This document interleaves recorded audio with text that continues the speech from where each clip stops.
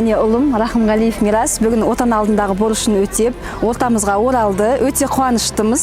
Қуанышымды енді айтып жеткізе алмаймын, шыны керек. Енді әрбір азаматтың борышы ғой, ер азаматтың отан алдындағы борышын өтеу. Сегодня для нашей семьи прекрасный день, праздничный день. Я бесконечно счастлива, что мой сын был в армии, пошел в армию и достойно отслужил. Я Шабалин Давид Евгеньевич, отслужил срочную службу, служил в городе Ахтау. Мне очень понравилось там, много людей, много друзей, со всеми очень подружился.